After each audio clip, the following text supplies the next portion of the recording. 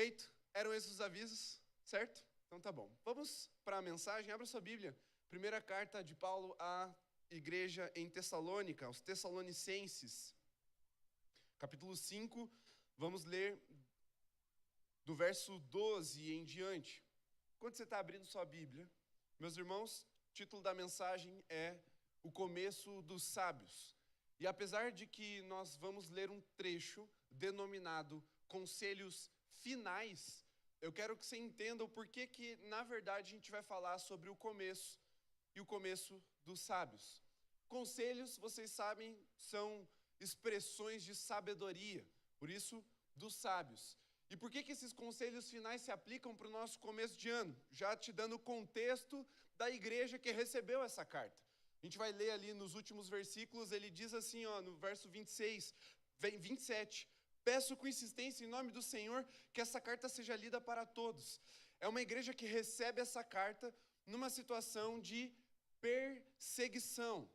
O apóstolo Paulo escreveu o primeiro documento que virou Bíblia, primeira carta, epístola que virou o Novo Testamento aos Tessalonicenses. É essa carta que nós temos à mão. Muito próximo da carta que ele escreveu aos Gálatas. Mas antes mesmo dos 4 evangelhos que narram a história de ordem cronológica, começa com os evangelhos e depois vai para o contexto da igreja, que é o livro de Atos e as epístolas que vêm depois. Apesar de tudo isso, os evangelhos foram escritos depois da carta de Tessalonicenses e a carta de Gálatas. O evangelho de João, na verdade, sendo escrito bem depois, décadas depois dessa carta. E o que acontece é o seguinte, uma igreja havia sido plantada nessa cidade, Tessalônica, uma cidade do Império Romano, uma cidade forte, influente, que tinha uma expressão religiosa muito forte. E tinha algumas colônias de judeus ali. Algumas colônias não é a expressão correta, mas tinha uma população considerável de judeus que estavam naquela cidade. Então, foi pregado o evangelho ali, uma igreja estabelecida, e o apóstolo Paulo vai até essa igreja para começar a ensinar. E, como alguns de vocês sabem, plantar uma igreja é um desafio, porque você precisa começar do zero. Você tem que lançar o fundamento. E depois que o fundamento está colocado, é que você consegue subir as paredes, botar um telhado, um ar-condicionado para a glória de Deus. Mas só depois você consegue fazer isso. E como o contexto era de perseguição, o apóstolo Paulo não conseguiu passar tempo suficiente nessa igreja ensinando para que, após o fundamento ser lançado, eles soubessem como lidar com algumas questões teológicas práticas e algumas questões teológicas referentes à escatologia. E você vai ver que o tema central dessa carta é para lidar com esses conflitos. Como que eu interpreto a minha vida, a minha expressão de fé, a partir da escatologia que nos foi ensinada? Como que eu aplico isso? E eles estavam ali num conflito, apesar de não ser um conflito de crise, era um conflito teológico. Então, os Tessalonicenses não eram uma igreja ruim, não era aquela igreja igual de Coríntios, cheia de gente carnal, cheia de gente campeã da Copa do Brasil, né? Brincadeiras à parte, não era uma igreja difícil vivendo uma crise.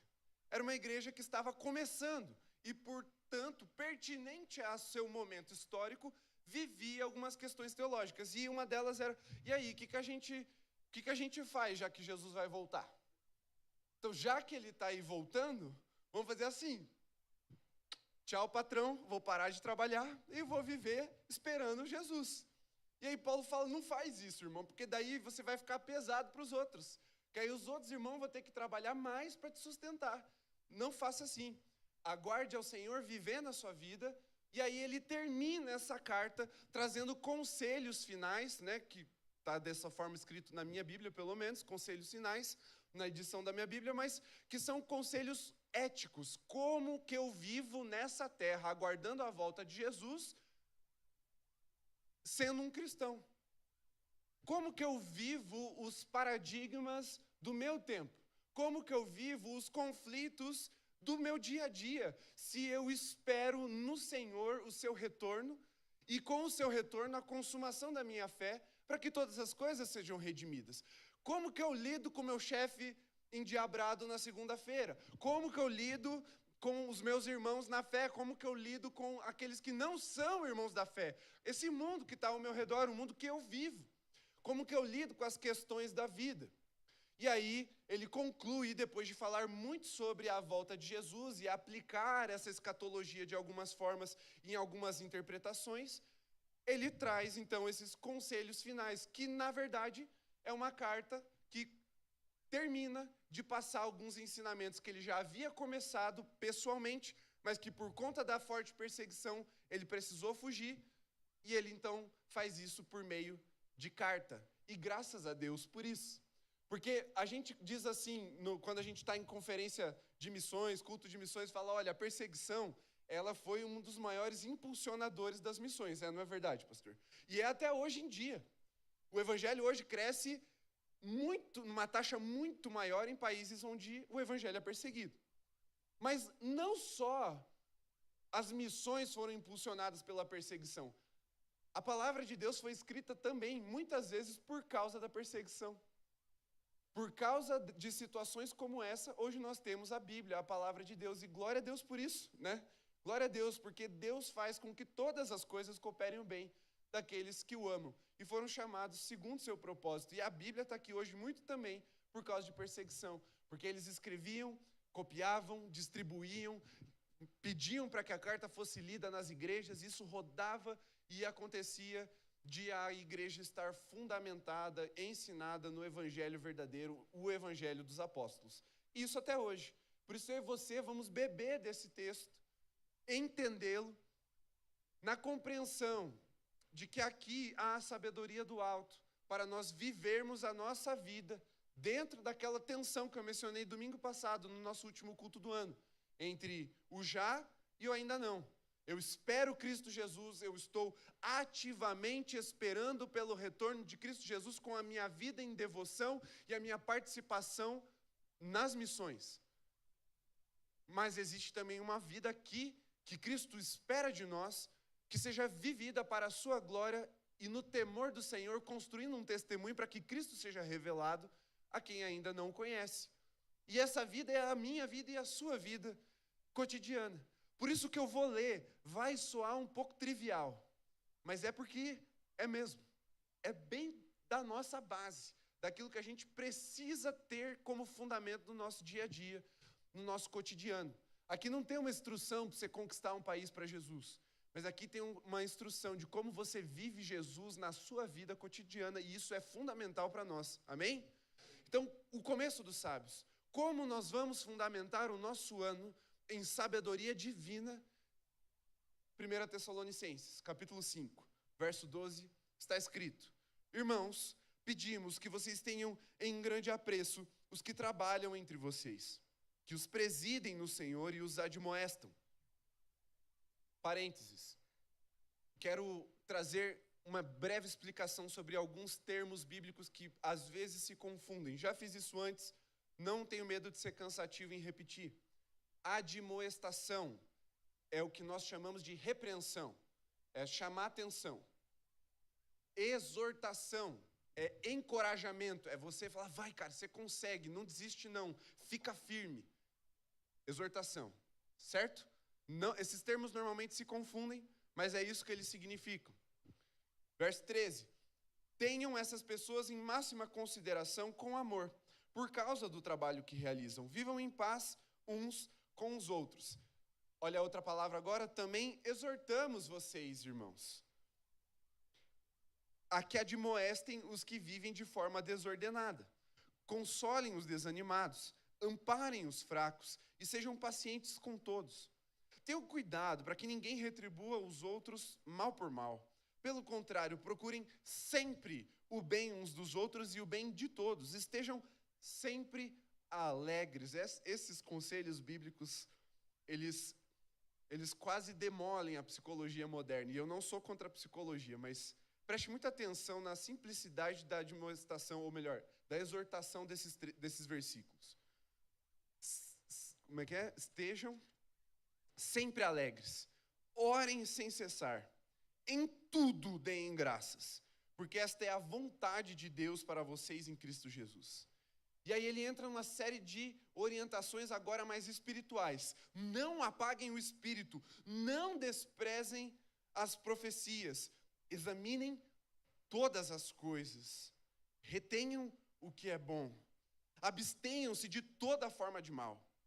E aí ele termina de uma forma redentiva, escrevendo: o mesmo Deus da paz os santifique em tudo, e que o espírito, a alma e o corpo de vocês sejam conservados íntegros e irrepreensíveis na vinda do nosso Senhor Jesus Cristo. Fiel é aquele que os chama, o qual também o fará. Irmãos, orem também por nós. Saúdem todos os irmãos com um beijo santo. Peço com insistência, em nome do Senhor, que esta carta seja lida para todos os irmãos. E, meus irmãos, eu quero fazer um parafraseamento aqui. Peço com insistência, em nome do Senhor, que essa carta seja lida por todos os irmãos. E nós começamos o sermão assim. Para o seu janeiro, comece lendo as cartas de Paulo aos Tessalonicenses. É um bom desafio. Você não sabia por onde começar? Orientação pastoral. Comece por Tessalonicenses. Pode ser assim? Porque se a carta era para ser lida para todos os irmãos, ela pode hoje, em nossas mãos e com todos nós tendo esse acesso, ser lida por todos os irmãos. Pode ser, Lu? Concorda? A Luísa concordou, então vai ser como a Luísa disse. Amém? Falando em Luísa, ainda nessa introdução, ontem a Luísa, ela protestou para mim, falando: pai, eu estou tendo que orar quase todo dia. Ela estava falando especificamente de um assunto, o clima, o tempo, né, que nós estamos vivendo, de muito calor. Muitos dias planejados para ir para a piscina, ir para a lagoa, e ela orando: Senhor, não deixa chover, que faça calor. E aí ontem eu falei: Luísa, por favor, ore para Jesus deixar amanhã um pouco mais frio para a gente ter um culto mais tranquilo. Ela: ai, pai, eu estou tendo que orar quase todo dia desse jeito. Falei: filha, mas é que Jesus tem sido tão sensível às suas orações. Ore para que a gente tenha um culto mais ameno. E graças a Deus o Senhor a ouviu, o Senhor nos ouviu. E hoje nós estamos aqui com esse clima mais ameno. Eu não estou passando calor. Vocês estão passando calor? Não? Amém. Tem gente de moletom. Deus o livre. Em casa estava frio. Tá bom. Tem ar-condicionado em casa. Nem tem, né? Mas, meus irmãos, a gente tem que ter aqui. E eu quero só aproveitar esse momento de mensagem, dizer que nós temos boas notícias para esse início de ano. A boa notícia é que o prazo máximo que a Copel se dá para atender as nossas necessidades é de 6 meses. Então, a gente não precisa esperar o ano que vem, ou melhor, o verão que vem para começar. A gente vai começar ainda esse ano. E aí, o meu apelo é: ore para que ela não use o prazo máximo para nos atender, tá bom? Porque existe uma necessidade de fiação, que eu disse para vocês, que está em avaliação. Eu não sei ainda qual é o resultado dessa avaliação. Então, pode ser que ela diga assim, ó, tudo pronto, comecem semana que vem. Ou pode ser que ela diga que precisa fazer alguma coisa e aí demora um pouco mais, porque o prazo é deles. Copel não tem concorrência, então eles fazem o prazo deles. E a segunda coisa é ore, irmão, ore muito. E se você conhece alguém na Copel, ora no ouvido dele, para abençoar a gente e acelerar esse processo. Eu não sei como é que funciona, mas se Deus abrir o caminho, eu tenho certeza que logo, logo podemos iniciar. E a segunda boa notícia, meu irmão, é que a gente já arrecadou aí aproximadamente 1/5 do valor necessário. Então, Deus está abrindo as portas, continue ofertando, continue orando por isso, conversa com alguém, 01 no final, e a gente vai, em nome de Jesus, até o fim de janeiro, ter esse valor arrecadado e a gente conseguir instalar o nosso ar-condicionado. Amém? São muitas questões técnicas, eu confesso que eu não consigo lembrar mais de todas, porque eu ouvi de 3 pessoas diferentes, as situações é complexo, mas nós vamos orar na nossa ignorância e na nossa sinceridade, para que o Senhor nos dê esse ar-condicionado ainda esse mês. Amém? Está comigo? Vocês querem um ar-condicionado, amém? Então vocês também têm que, além de demonstrar vontade, demonstrar generosidade e ofertar. Tá bom? Vamos voltar aqui para o nosso sermão, fecha esse parênteses. Muito bem, meus irmãos. Aqui, nós vemos uma igreja começando. E o apóstolo Paulo, ele termina essa carta dizendo para que vocês tenham em máxima consideração ou em grande apreço os que trabalham entre vocês, que os presidem no Senhor e os admoestam. E eu sei que aqui é uma parte muito delicada para nós pastores pregarmos, porque parece que nós estamos fazendo advogando em causa própria, né? Vou quase uma coisa assim, me defendendo ou preparando terreno para mim. Mas o que vocês precisam entender, como eu tenho entendido no Senhor, é que a gente não pode ter constrangimento em lidar com essas coisas. Muitas vezes eu já preguei em igrejas e perguntei assim, pastor, por que não tem um momento específico do culto para que os irmãos contribuam? E eles me respondem normalmente assim, olha, pastor, eu fico muito constrangido de falar de dinheiro. Falo, irmão, pois é, mas a Bíblia não se constrange em falar de dinheiro, você também não devia se constranger. E aí, baseado nisso que uma vez eu disse para alguém, eu pensei, eu também não posso me constranger se a Bíblia está dizendo. Então, irmãos, ainda que soe advocacia em causa própria, não é isso que eu estou fazendo, eu só estou seguindo o que o texto está dizendo, amém? E aqui ele diz exatamente isso, tenham em grande apreço os que trabalham entre vocês, que os presidem no Senhor e os admoestam. Ele está falando especificamente da liderança da igreja, que dentro de um início ali, no primeiro século, tinha basicamente duas autoridades, os pastores e os presbíteros. A liderança da igreja era basicamente composta por essas pessoas. Um pouquinho depois fica mais evidente também os diáconos, que havia sido citado lá no livro de Atos. Mas são os anciãos da igreja, aqueles que estão à frente como liderança espiritual. E ele diz para ter por grande apreço. A gente precisa aprender a se relacionar bem com as pessoas que estão ali, servindo ao Senhor e nos servindo no temor do Senhor. E no caso da igreja, é olhar para os seus pastores, para os seus líderes de célula, para os irmãos que ficam o culto inteiro em pé lá atrás, te recebendo bem, te orientando, os irmãos que estão servindo no louvor ali, aqueles que têm se entregado de alguma forma, e eu quero destacar hoje em especial, para vocês verem que eu não estou advogando em causa própria mesmo, ter com grande apreço aqueles que têm sido liderança para os seus filhos lá no Flechas. Aqueles homens e mulheres que estão ali servindo ao Senhor, abençoando seus filhos. Tenham por grande apreço. O ano passado, finalizando o ano, fomos chamados para a escola, porque é o dia, é tipo o boletim, só que sem nota, né? Eles trazem um relatório para a idade da Luísa.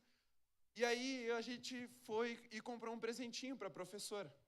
A Luísa queria dar um presentinho, a Camila sempre faz isso também.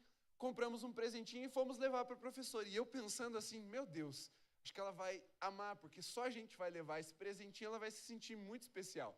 Só que a gente foi um dos últimos a ter o nosso tempo com a professora. E a sala estava lotada de presente quando a gente chegou. Eu falei, meu Deus, e os presentes tudo maior do que o nosso. Falei, nossa, glória a Deus, que bom que essa professora está sendo amada pelos pais e está sendo correspondida. Mas aquilo ali me chamou a atenção. Confiando numa pessoa para cuidar dos seus filhos numa idade tão preciosa que é essa primeira infância. Demonstrar gratidão, carinho, apreço é algo muito importante, porque isso impulsiona. E depois, conversando com uma professora, ela disse, isso faz diferença. Durante o ano, durante o dia a dia ali, nos momentos difíceis, no momento que a criança está fazendo uma birra diferente ali, mais explosiva, se os pais tratam bem, os professores, eles admitem, faz diferença no trato que eles vão ter com os nossos filhos. E, meus irmãos, na graça do Senhor, eu acredito que isso é muito parecido com a gente. O pastor que ele é bem tratado pela sua ovelha, ele vai receber de uma forma muito mais tranquila os dias difíceis da ovelha. Eu lembro, eu não tive situações como essa, então para mim é muito fácil falar e não é um desabafo, mas eu não esqueço da história que o pastor Calixto conta muito, daquele irmão que era tesoureiro da igreja. Misericórdia. Né? E olha só, os conselheiros do pastor Calixto eram tão espirituais que ele ouviu que aquele homem era daquele jeito porque era para ele orar mais. Mas, irmão, eu estou orando já. O pastor Calixto está orando, o pastor Tiago, o pastor Mateus, os pastores da igreja estão orando. Não precisa ser ruim com a gente, não. A gente já está orando. A irmã Genilda testemunhou já. Se você duvida, vem terça de manhã e você vai ver que a gente ora bastante. Você não precisa ser ruim para a gente orar mais. A gente já está orando e orando porque a gente ama o Senhor. Tá bom? Então, assim, tratem com carinho, tenham com grande apreço. Porque nós fazemos isso não por causa de vocês, nós fazemos por causa do Senhor. Mas é muito bom e encoraja o nosso coração, encoraja o nosso ânimo no dia mal. Porque olhar para o rosto de vocês e ver como vocês estão recebendo bem a mensagem, ver o trabalho do Espírito Santo gerando fruto no coração e na vida de vocês durante a semana, no dia a dia, é tão precioso que quando a gente deita a cabeça no travesseiro, a sensação, o sentimento de dever cumprido, ele aumenta. E a satisfação aumentando, certamente a qualidade do nosso trabalho aumenta também. Então, ainda que não seja por um motivo egoísta, façam isso para nos abençoar também. Mas saibam que vocês nos abençoando, tendo por grande apreço os pastores, os irmãos que estão servindo, a liderança da igreja, vai resultar naturalmente em que isso retorne a vocês como bênção. Tente imaginar, meus irmãos, um pastor abatido, tendo que vir ao púlpito frequentemente pregar. Glória a Deus, nossa situação, nessa circunstância, ela é muito abundante. Se eu não estiver bem, meus irmãos, eu tenho uma tropa de pregadores aqui para fazer isso no meu lugar. Dificilmente vocês sentiriam. E eu não tenho dificuldade de compartilhar o púlpito. Então eu colocaria eles para pregar um mês e ficaria só ouvindo, sem dificuldade. E olha que vocês nem iam repetir pregador, de tanto pregador que a gente tem na casa. Glória a Deus por isso. Mas existem irmãos, pastores e irmãos de outras igrejas que vivem esse drama. Estão em depressão, estão com a família afundando, estão vivendo uma enfermidade e não conseguem, não têm esse apoio. E a igreja acaba sofrendo com isso. Não esperem ter um pastor adoecido ou enfraquecido na sua caminhada, na sua jornada, pregando, para daí reclamar ou querer trazer algo diferente. Não, mantenham assim, alegres no Senhor, tendo por grande apreço. Isso é muito suave, é muito gostoso na caminhada cristã. E eu estou sendo bem honesto com vocês, meus irmãos, é bom para a gente também, mas vocês certamente serão abençoados. É ou não é verdade, pastor? Então a experiência falou junto. Ele sabe muito bem disso. E, meus irmãos, eu já não é no passado, hoje eu acompanho pastores que vivem esse drama, que não são amados de forma intencional pela sua igreja, e aí isso se traduz no púlpito. Não são servidos muito bem, e aí acabam reclamando, o jeito que o pastor prega, é sempre uma mensagem mais ou menos, é sempre abatido, ou como eu também já acompanhei pastores, isso está no passado, mas já acompanhei pastores que iam para o domingo no púlpito e transformavam o púlpito um lugar sagrado, e eu creio nisso, tá? Eu creio, não o objeto, não a geografia, mas o símbolo ser sagrado, é a palavra de Deus sendo ministrada, e transformava esse púlpito num divã. Divã é aquele sofá que a pessoa deita e abre o coração. E aí fica lá abrindo o coração, e abrindo o coração, e abrindo o coração. E aí a palavra, ela fica em segundo plano. Quando a igreja entende que amar a sua liderança e ter por grande apreço, tratar com carinho, é também cultivar a raiz que vai frutificar no púlpito a palavra do Senhor. Então, é nessa direção que eu quero que a igreja entenda esse início de ano. De novo, não estou reclamando. É só, continuem assim, meus irmãos. Glória a Deus por isso, amém? De verdade, não tenho do que reclamar. Você tem, pastor? Não tem também. Tiago, alguma coisa? Não, Dudu? Pastor Humberto? Não tem. Pastor Mário está aí? Não vi?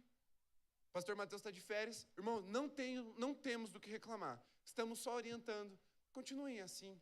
E sejam intencionais. Talvez você seja tão querido que estava sendo sem querer, assim, espontâneo. Mas no dia que você perder sua espontaneidade, não perca sua intencionalidade em tratar com carinho, com apreço. Nós também somos gente como vocês. Nós carecemos. Eu já vou chegar nesse conselho, porque na ordem das instruções, vou fazer assim, vou pensar aqui e puxar para o início. Ele diz assim no verso 25, irmãos, projeta para mim, por favor. Verso 25, irmãos, orem também por nós. O irmão aqui da igreja está viajando, diz que em janeiro ele vai passar viajando, ele não está presente, mas ele me mandou mensagem dizendo, olha que carinho, pastor, não se assuste, estarei ausente o mês de janeiro por motivo de viagem. Falei, glória a Deus, olha que irmão, que consideração, né? Porque às vezes a gente não vê você, irmão, e a gente fica preocupado, a gente sabe o que está acontecendo. Mas ele me mandou essa mensagem, e além dessa mensagem, ele trouxe uma situação aí de uma igreja, um pastor, e aí ele perguntou o que eu pensava disso. E eu respondi com bastante amenidade. E aí ele concluiu assim, pastor, a gente precisa orar pela nossa liderança. Eu falei, com certeza. Precisa muito. E enquanto a gente está bem, vocês precisam orar por nós também, para que a gente não caia. É a instrução bíblica, é o conselho de sabedoria da palavra de Deus. Aquele que pensa que está de pé, tome cuidado para que não caia. E o cuidado que eu quero tomar, meus irmãos, é além de orar e permanecer no temor do Senhor, é clamar que a igreja continue orando pela sua liderança. Além de ter um grande apreço, eu quero dizer para vocês, meus irmãos, que a forma mais genuína de um cristão amar outro é orar por esse outro irmão. E é uma forma genuína da igreja amar os seus pastores e a sua liderança. Orem pelos seus pastores, orem pelos seus líderes de célula, sejam o nosso sustento em oração. É claro que a nossa vida devocional, ela precisa existir. A gente não pode ser dependente da oração de vocês para ter oração diante do Senhor. Mas a gente precisa que os irmãos nos abracem em oração. É um conselho do grande apóstolo Paulo. Irmão, quem sou eu na fila do pão? Nem pão eu quero comprar ainda. O apóstolo Paulo está pedindo, irmãos, orem também por nós. Coloquem as nossas famílias no caderninho de oração de vocês. Resgatem princípios bem pentecostais mesmo. Tenham um caderninho de oração. E quando Deus responder, põe um check. Glória a Deus. E põe lá o meu nome, da minha família, o nome dos pastores dessa igreja, das suas famílias. Nós precisamos que a igreja ore por nós. Nós não podemos baixar a guarda nos momentos de alegria e de festa que nós estamos vivendo. Irmão, nosso maior problema foi resolvido assim, ó. Deus mandou uma frente fria e estamos bem no culto. Glória a Deus, mas continue orando por nós. Porque eu vejo pastores chorando, gemendo, clamando por ajuda, porque não tem alguém com quem abrir o coração e falar, ora por mim, sem que ele seja julgado, apedrejado e castigado pela igreja local. Essa é uma dor que muitos dos meus irmãos sofrem hoje em dia, dos meus colegas pastores de ministério. Essa é a dor de alguns pastores que estão aqui na casa. O pastor Calixto já abriu várias vezes. Mas, meus irmãos, orem pelos seus pastores. Todo dia, se possível. Porque se vocês assim fizerem, o Senhor nos abençoando, certamente isso vai respingar em vocês. Porque a palavra de Deus nos levantou para sermos canal de bênção. E quando o canal ele está bem, quando o canal ele não está fechado, ele não está furado, pense no cano mesmo, no encanamento. Ele está na sua estrutura de uma forma íntegra. Vai chegar a hora que você abrir a torneira. Mas se houver rupturas, rachaduras, ferrugem, tudo isso vai contaminar ou vai impossibilitar que a bênção de Deus, que a palavra do Senhor seja ministrada sobre você. Então orem por nós e nos tenham por grande apreço, porque isso é que diz a palavra de Deus. Vocês estão entendendo, meus irmãos, amém? Eu confio que vocês estão recebendo bem. E façam isso com amor, verso 13, por causa do trabalho que realizam. Meu irmão, se você não gosta de mim porque eu sou corintiano, está tudo bem. Eles continuem orando. É a minha carnalidade. Mas não é porque você gosta de mim, não é por causa do time que eu torço. Sabe, não é por isso. É por causa do trabalho que a gente realiza. Tenham por grande apreço. Inclusive quando a gente trouxer uma mensagem mais dura. Inclusive quando o tom for de admoestação, de repreensão severa. Eu ainda não fiz isso aqui na igreja. Eu acho. Mas, se um dia eu tiver que fazer no sopro do Espírito, farei, sem medo, porque esse é o nosso papel. Mas vivam em paz uns com os outros e também com seus pastores, amém? Vamos seguir aqui. E ele diz, olha, também encorajamos vocês, verso 14, irmãos, aqui admoestem, que repreendam os que vivem de forma desordenada. Meus irmãos, olha, caminhar sozinho é muito difícil. E na fé é impossível. A nossa fé é uma fé comunitária. Eu já afirmei isso aqui de várias vezes, de várias formas diferentes, por meio de vários textos bíblicos. E o que eu sempre lembro, 2 Coríntios 13:13, que o amor de Deus, o nosso Pai, que a graça de Jesus, o Filho, e que a comunhão do Espírito Santo seja sobre vocês. Quando ele fala da comunhão do Espírito Santo, é uma fé para ser vivida em comunidade. Quando nós vamos para o credo apostólico, os documentos que foram escritos no primeiro século para dizer no que o crente acredita, é nós cremos, não é eu creio. É nós cremos, a nossa fé, ela é afirmada em comunidade, ela é testificada na comunidade e ela é vivida em comunidade, amém? Então, não dá para andar sozinho, e a palavra de Deus está trazendo aqui para nós, repreenda os que vivem de forma desordenada. Irmão, igreja saudável não pode ter medo de chegar no irmão e falar assim, irmão, vamos voltar para a igreja, vamos viver direito. Como é que está a sua vida com Jesus? Em vez de se ofender, a gente precisa se encorajar com esse tipo de pergunta. Lembra que eu comentei recentemente, acho que tem menos de um mês, que o pai da Júlia, o pastor Maurício, grande pastor Maurício, lá no Rio de Janeiro, toda vez que ele me vê, ele pergunta, e aí, pastor Jefferson, já se converteu hoje? E toda vez que ele me pergunta, eu me averigo para ver se eu me converti mesmo.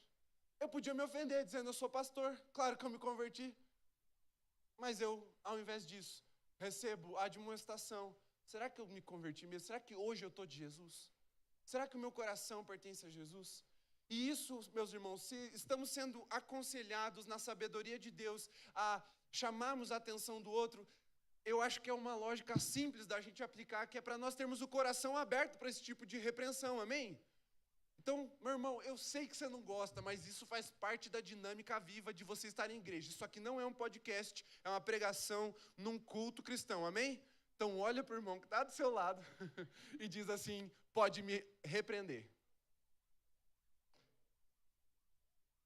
E para você ser um pouquinho mais chique, mais teológico, você vai dizer assim, pode me admoestar.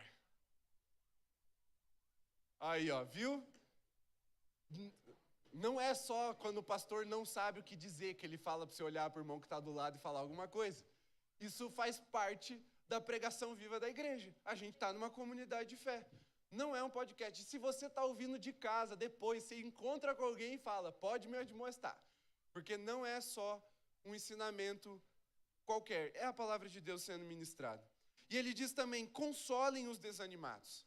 E aqui entra na exortação, é você encorajar, acolher quem está desanimado. Meu irmão, não é porque de forma geral a igreja está bem que nós não temos irmãos sofrendo hoje.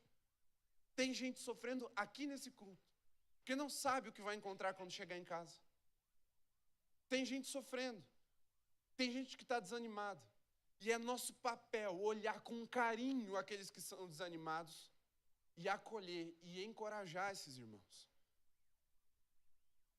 Eu não estou falando para você acolher o pecado, porque Jesus não acolhe o pecado, mas acolhe o pecador se necessário, porque Jesus acolheu os pecadores.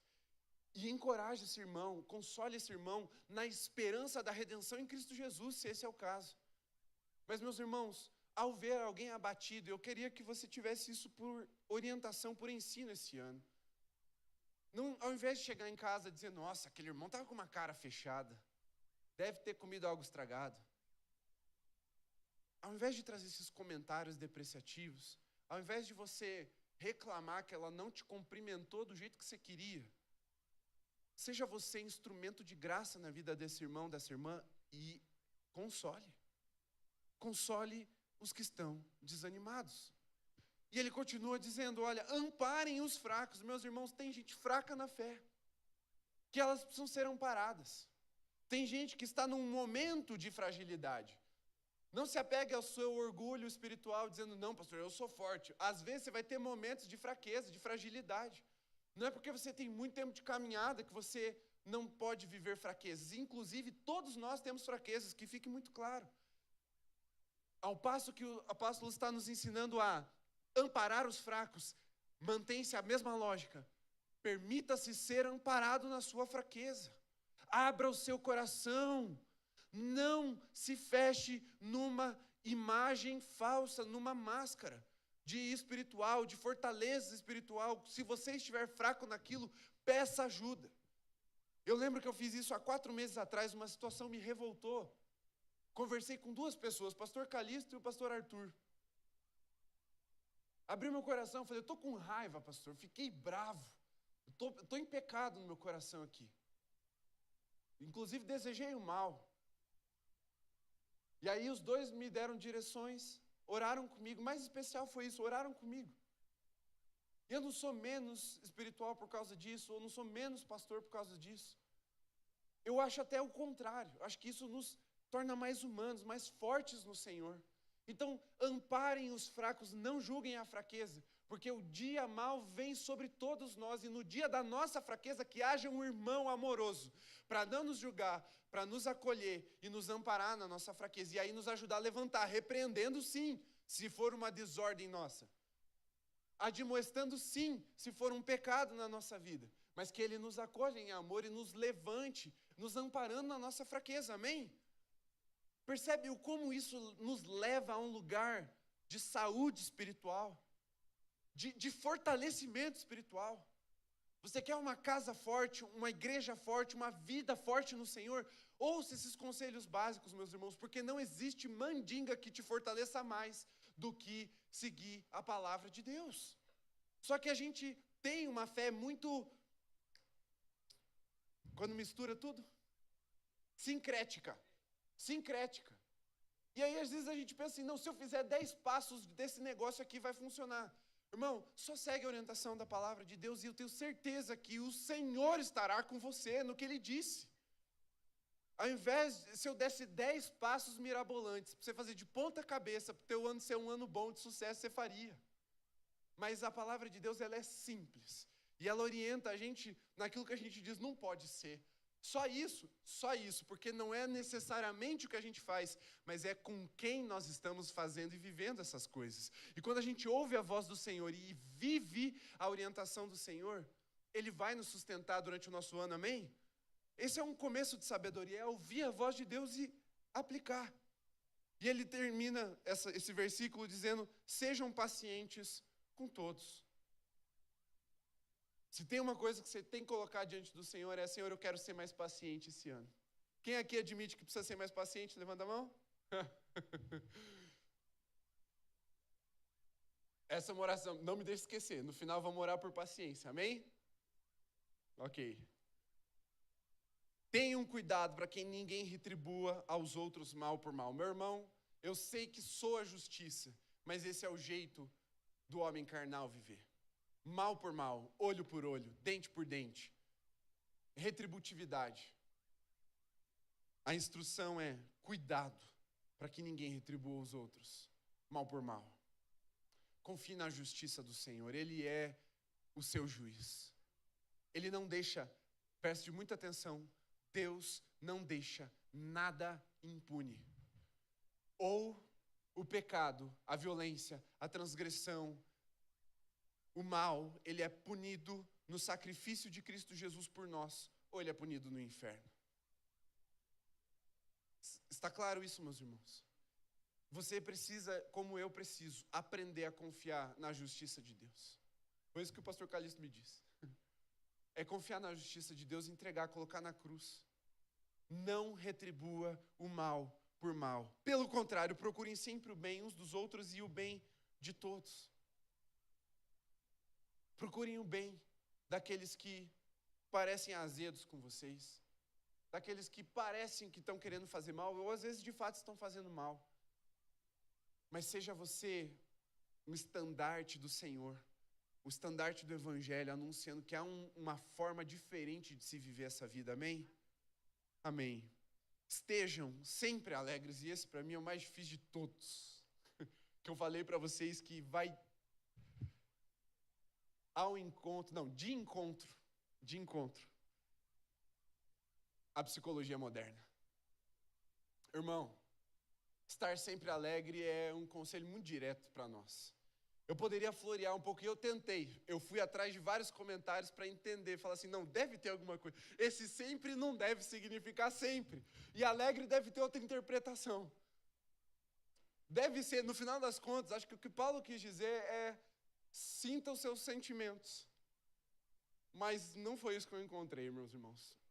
Estejam sempre alegres. Do grego, estejam sempre alegres. Não tem outra tradução. Sabe por que isso conflita com a gente? Porque a gente acredita muito nas nossas emoções. E a gente coloca as nossas emoções no controle das nossas vidas. Porque ao passo em que elas são correspondidas, a gente sente um tipo de prazer. É como se a gente estivesse se reafirmando ou se afirmando. É o que hoje na sociologia a gente chama de viés de confirmação. É por isso que existem tantas bolhas na internet. É por isso que todo mundo acha que tem a opinião certa sobre tudo. Por causa do viés de confirmação. Mas em alguns momentos nós vamos estar tristes porque a nossa vontade não se cumpriu. Mas a vontade de Deus prevaleceu. Estava conversando com uma irmã essa semana e ela disse: fiquei com raiva de você, pastor, por causa do que você falou domingo passado. Domingo agora, último do ano. Eu estava com raiva de mim mesma, falando para Deus que eu obedeci em tudo, mas que eu não estava gostando do resultado. E aí, semana passada eu falei que a gente não foi chamado para dar certo, para virar a idealização do que a gente gosta. A gente foi chamado para obedecer. E aí ela falou, e eu obedeci, só que eu não estava gostando do que eu estava vivendo. Falei, pois é, aí você tem que deixar de lado o que você gosta e gostar do que Deus gosta, que é melhor para você, amém? Daí ela, não, eu entendi, eu só fiquei com raiva. Falei, então tá tudo certo. Falei, tá tudo bem, porque você entendeu, é isso. Estar sempre alegre é uma instrução que nos convida de novo a olhar para o Senhor e dizer assim, olha, ainda que tudo esteja indo mal, uma hora vai ficar bem. E em você habita a esperança da salvação, da redenção de todas as coisas. Cristo é o vosso Senhor, Ele ganhou a batalha. Então, ainda que tudo esteja indo mal, você tem uma razão de encontrar alegria no Senhor. E ela também é a nossa força. O versículo Neemias diz isso, Neemias. A alegria do Senhor é a nossa força. Tá certo? É Neemias, só confirma para mim se é que eu esqueci agora. Mas eu acho que é Neemias. A alegria do Senhor é a nossa força. É um conselho que vai contra o que a gente quer, porque nosso viés de confirmação quebra toda hora. Seu pneu do carro fura, estejam sempre alegres. Neemias mesmo? Então era Neemias, acertei. Vamos lá. Estejam sempre alegres. O pneu do seu carro fura. Como é que você quer praguejar? Você quer ficar com raiva? Você quer xingar o prefeito? Que quem que largou esse parafuso aqui na estrada? Mas o Senhor te chama a estar sempre alegre. É algo que vai contra o viés de confirmação do nosso coração. Mas a gente precisa entender isso, meus irmãos. Estejam sempre alegres. É buscar no Senhor o governo das nossas emoções. Estão entendendo? Que elas vão vir. Você vai ficar triste. E aí você lembra do Senhor, se coloca diante do Senhor e permite que o Senhor governe as suas emoções e não que as suas emoções governem a sua vida com Deus. Amém? É isso. Não, ou melhor, orem sem cessar. Uma vez, quando eu era pastor de adolescentes ainda, líder de adolescentes, nem pastor eu era. Fomos começar um culto de juventude, e aí eu estava ali no meio da galera. O pastor Eduardo começa o culto dizendo assim, irmãos, vamos orar. E ele ora, terminou de orar para começar o culto, ele falou assim, vamos orar de novo, só que agora vamos orar em dupla. E aí, junta aí com alguém e ora. Aí eu olhei e vi que tinha um cara, um visitante, assim, visitante não é a palavra, ele já estava frequentando há um tempo, mas não muito tempo lá no nosso meio. E aí eu cheguei nele e falei, e aí, cara, o que você quer que eu ore por você? Dele, eu não entendo para que orar tanto. Aí eu, quê? Aí ele, eu sei que a Bíblia diz orar sem cessar, mas orar 2 vezes seguidas assim no culto? Aí eu falei, meu Deus! Como que a gente lê um texto desse? orar sem cessar e acha que não é para orar sem cessar. E quer justificar. Irmão, orar sem cessar é ter uma vida de oração, uma vida fundamentada de oração. É tudo que você for fazer, faça em oração. Ainda que você não esteja ali de olhos fechados, joelho dobrado, mãozinha junta. É em oração. O crente vive em oração, não baixa a guarda. Quando o Senhor nos chama aos lugares de vigia, a sermos atalaias, é para sermos atalaias mesmo, é para sermos gente de oração. Nós precisamos ser conhecidos como o povo da palavra e o povo da oração, sim.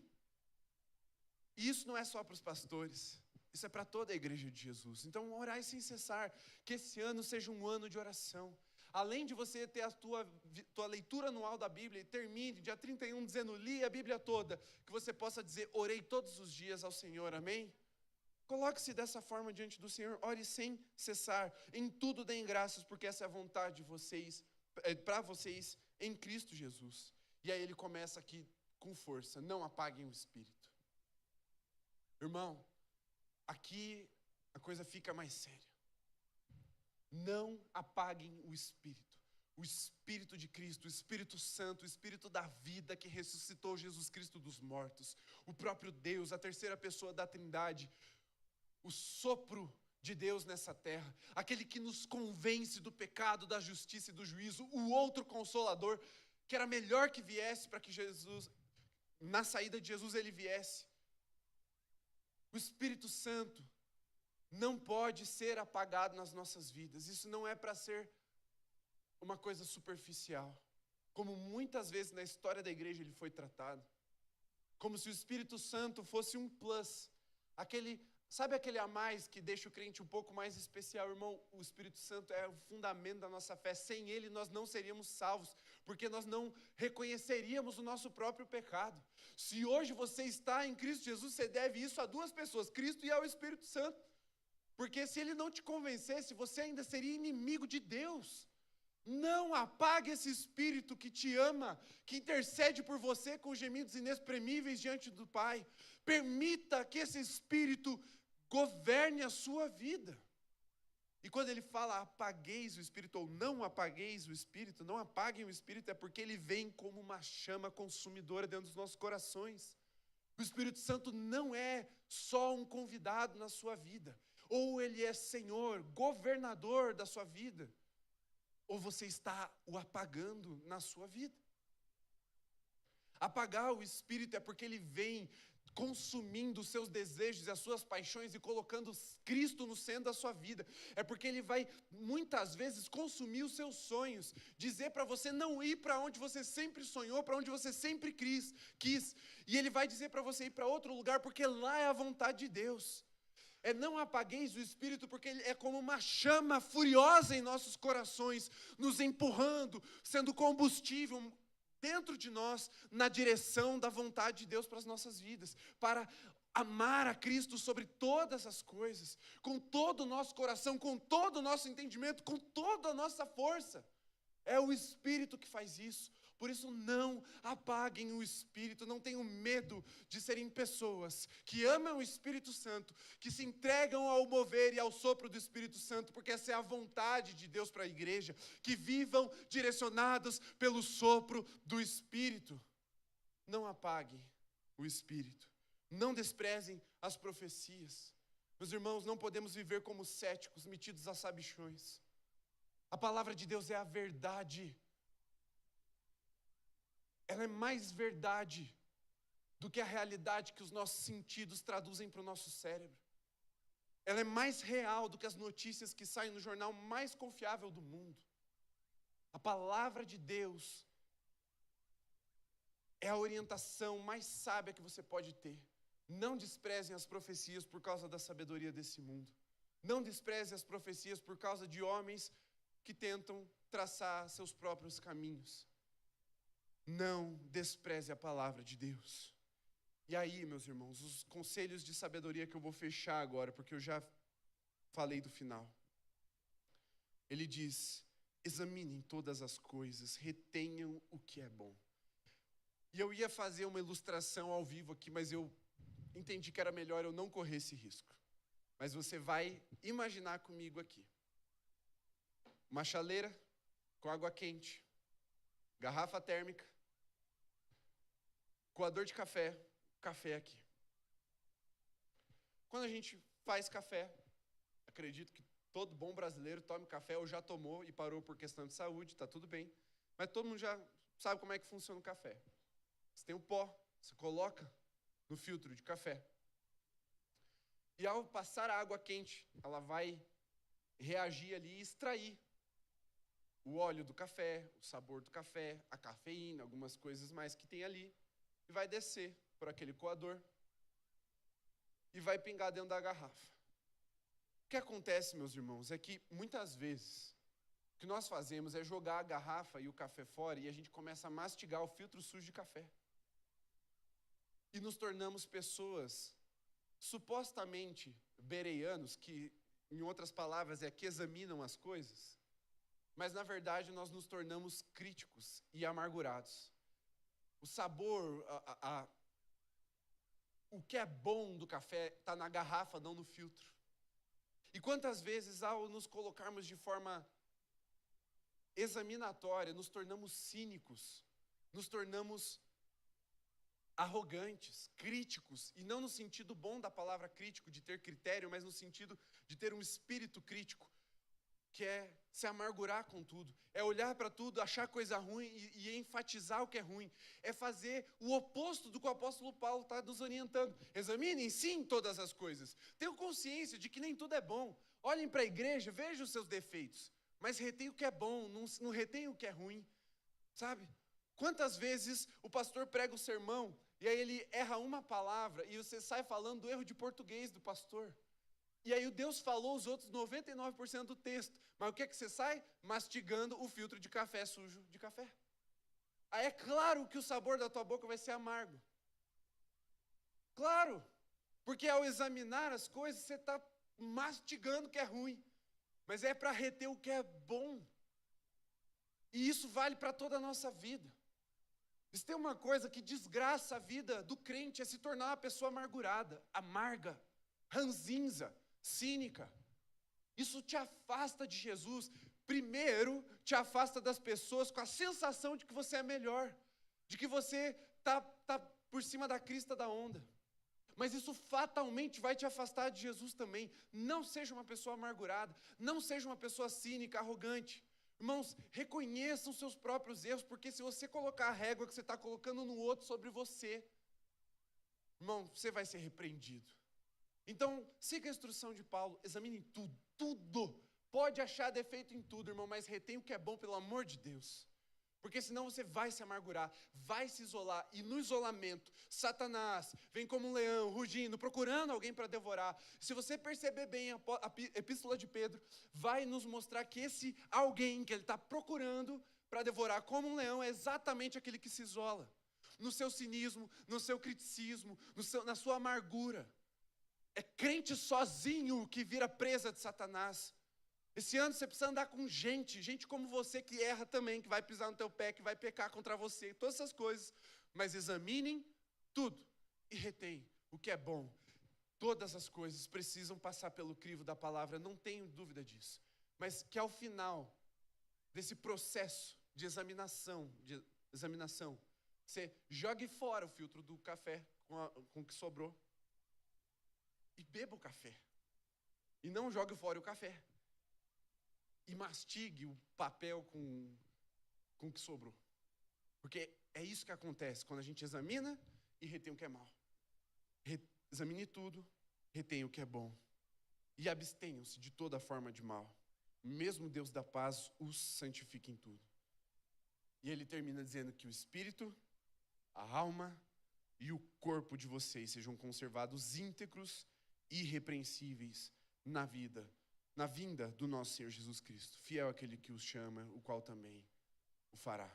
Meus irmãos, aqui você percebe o tom de integralidade, ele junta essa integralidade da vida cristã, corpo, alma e espírito, com a expectativa, a esperança do retorno de Cristo. Há um processo de santificação que o Espírito faz em nós, e há um processo de responsabilidade pela integridade dessa santificação que é colocada sobre nós. Meu irmão, preste bem atenção. Fechei a Bíblia, eu prometo que eu estou terminando. Começo dos sábios passa por entender que a cada ciclo que se renova, não magicamente, porque isso pode acontecer outros dias e não dia 31 para o dia 1º, mas todo ciclo que se renova nas nossas vidas, uma coisa que nós precisamos manter em mente é de que estamos num processo de santificação, de aperfeiçoamento em Cristo Jesus. Esse ano não é diferente.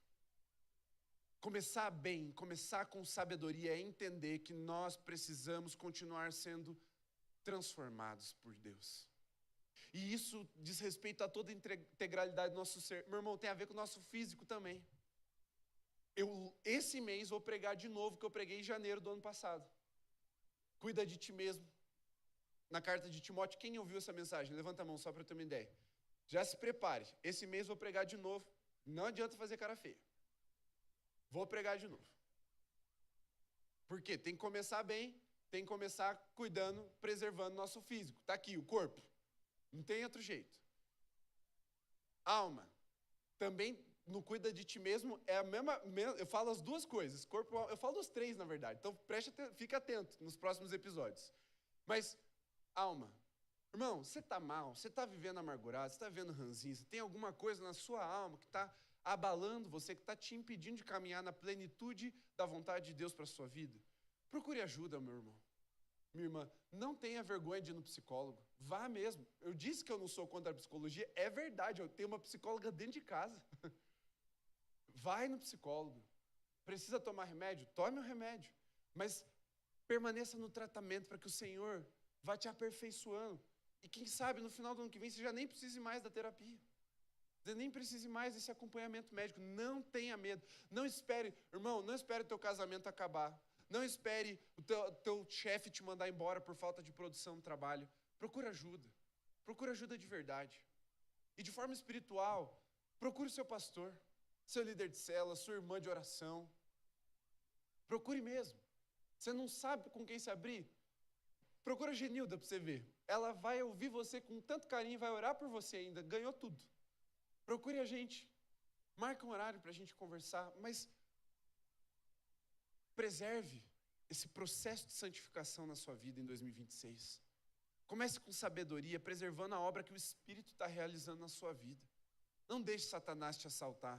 Não deixe o inferno te roubar.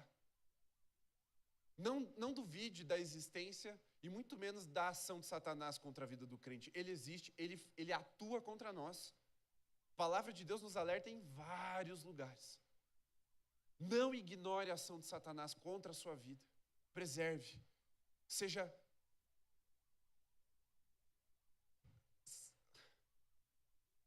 piedoso na fé.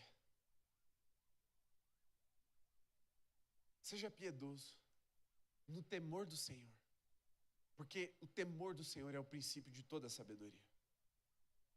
Então nós vamos orar. Eu quero te